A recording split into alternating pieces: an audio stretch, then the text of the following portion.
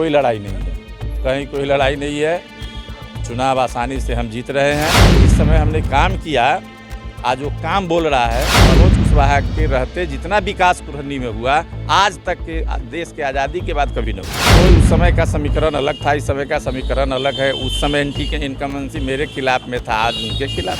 जनता की सेवा तो पूरा किए हैं, पूरा लूट खसोट पूरे कुरहनी को बर्बाद किए। मोदी जी आ जाए, प्रधानमंत्री जी आ जाए, उसमें हमको कहाँ कोई चिंता है। नमस्कार, आप देखना शुरू कर चुके हैं लाइव सिटीज को। मेरा नाम अभिषेक है।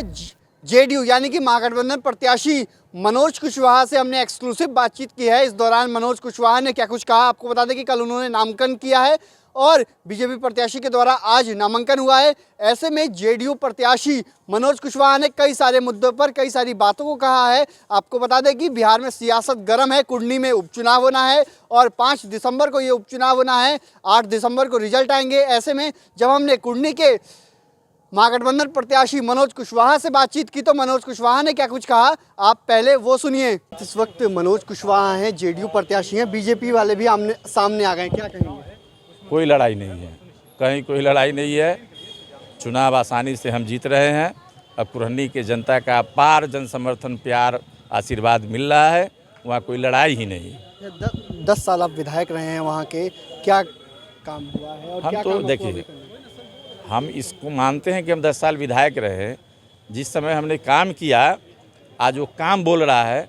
लोगों ने कैलकुलेशन किया कि ये मनोज कुशवाहा 10 साल विधायक थे, उसमें क्या हुआ और ये 5 साल में क्या हुआ, ये कैलकुलेशन करके ये जगह पर आए हैं कुरहनी के लोग कि मनोज कुशवाहा के रहते जितना विकास कुरहनी में हुआ आज तक के देश के आज़ादी के बाद कभी नहीं हुआ। अच्छा, केदार गुप्ता सामने आए हैं, 2015 में भी आपके सामने आए थे। कोई उस समय का समीकरण अलग था, इस समय का समीकरण अलग है। उस समय एंटी के इनकम्बेंसी मेरे खिलाफ में था, आज उनके खिलाफ में। अच्छा, वो कह रहे हैं कि हम जनता के सेवक, जनता के सेवा तो पूरा किए हैं, पूरा लूट खसोट पूरे कुरहनी को बर्बाद किए हैं। जीतते हैं निश्चित तौर पर जीते और थोड़ा मोड़ा वोट से नहीं, 30 से 40 हज़ार से जीत के आएंगे। बीजेपी के सारे मंत्री उतर जाएंगे, जो केंद्र में भी मंत्री हैं। अबे मोदी जी आ जाए, प्रधानमंत्री जी आ जाए, उसमें हमको कहाँ कोई चिंता है।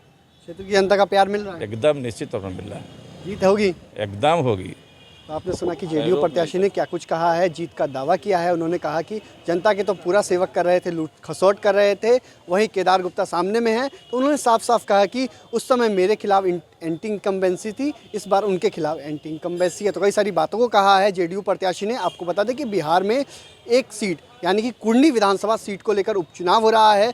ऐसे में देखना दिलचस्प होगा कि जब 5 दिसंबर को वोटिंग होती है तो जनता किस ओर रुख करती है और 8 दिसंबर को जब रिजल्ट आएंगे तो किसकी जीत होती है। तो बने रहिए लाइव सिटीज़ के साथ। हमारे यूट्यूब चैनल को सब्सक्राइब करिए, फेसबुक पेज को लाइक करिए।